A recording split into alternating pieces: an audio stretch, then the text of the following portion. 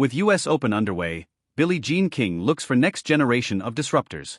When Billie Jean King looks for the next up-and-coming tennis star, the International Tennis Hall of Famer searches for attributes and intangibles that go far beyond how hard you can hit the ball. "I'm always looking for players that can take our sport to another level in the next generation," King told USA Today Sports ahead of the 2025 US Open. "What can you do off the court? Not just be a great player." King has made a career of doing just that. The 39-time major winner, who won 12 in singles, has championed gender equality and equal pay, a fight that must be carried on by the next crop of superstars, King said.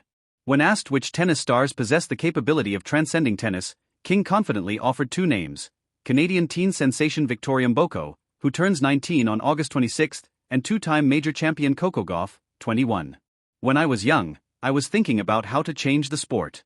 I'm still thinking about how to change the sport," King said. "What do you do to help your sport? What do you do to help other human beings? How do you make the world a better place? Those were the things that would gnaw at me as a young person." USA Today Sports caught up with King to catch up on the 2025 US Open, young changemakers in the sport, her wish for tennis future and her preferred right of choice with lift silver. Billie Jean King's favorite US Open moment. King may be approaching her 82nd birthday in November, but the legend is far from slowing down. "I have a schedule that'll choke you. I don't stop," King playfully tells USA Today Sports. Her schedule this week includes appearances at the 145th edition of the US Open, which is being hosted at the USTA Billie Jean King National Tennis Center. "Having a tennis venue named after you comes with perks. Because it's called that, tournament officials actually will take care of my transportation if I want to," said King, a spokesperson for Lift Silver designated for seniors. King is part of Lift Silver is Gold campaign that's changing the conversation around aging and independence by providing rides with greater accessibility, larger fonts on the app and live phone support. When King first made her debut in New York in 1959 at age 15, the US Open was called the US National Championship and professionals were only making $14 a day, she recalled. Despite saying she didn't do that well at the US Open, King won the tournament 4 times. Her favorite memory from the New York-based Slam, however, has nothing to do with her actually playing. "My most exciting moment was when we got equal prize money in 1973, King said of the US Open, which was the first to award men and women equal prize money. The Australian Open followed suit in 2001, while the French Open and Wimbledon made the change in 2007. I didn't really care about my results in tennis as much as I did about helping change the sport and then helping women's sports." The pivotal milestone was largely brought on by the tireless work of King. After she won the 1972 US Open and took home $10,000, compared to the $25,000 awarded to men's singles champion Ilie Nastase of Romania, King staged a boycott among the female competitors and demanded equal pay. "In '72 when I won the tournament, I said, the women aren't coming back next year unless we get equal prize money. And of course, I hadn't really talked to the women about it," said King, who simultaneously lobbied sponsors to make up the difference in prize money. "I was panicking and I went and talked to them. They were great. Victoria Mboko, Coco Gauff are my favorites to watch." King's contributions to tennis are cemented in the history of the game, but King isn't one to get caught up reminiscing. She's focused on the sport's future and the superstars that can advocate for change because King just wants tennis to keep improving. Gauff and Mboko are two that come to mind. "Players are the ones that can force the issue and take it to another level," King added. "Those two make a difference off the court as well as on the court." Gauff made her professional debut at the age of 15, like King. Gauff burst on the scene at 2019 Wimbledon as the youngest qualifier at the tournament in Open-era history and beat 5-time Wimbledon champion Venus Williams in straight sets in their opening round match. In her short career, Gauff has climbed as high as No.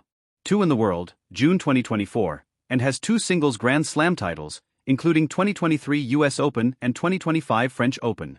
Mboko similarly made a splash at age 18 by taking down 4 former Grand Slam champions, including Gauff, to win the 2025 Canadian Open, a WTA 1000 level hard court event that leads up to the US Open.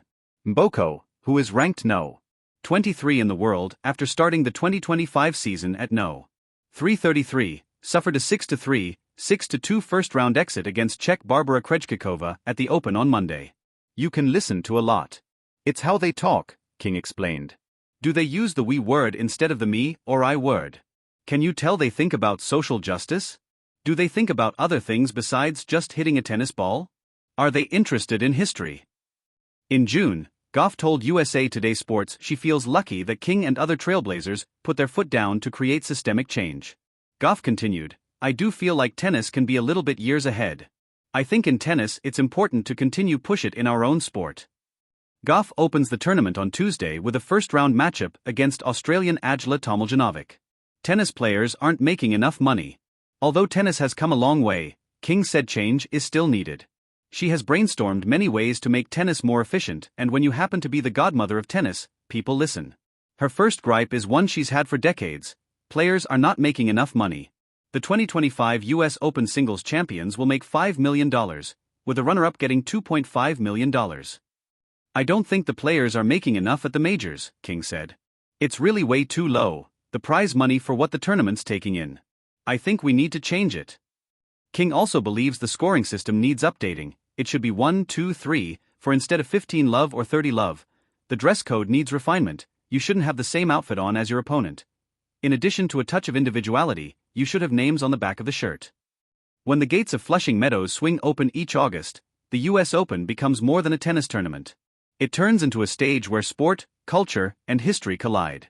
For Billie Jean King, whose name now graces the National Tennis Center itself, the tournament is a living reminder of her legacy.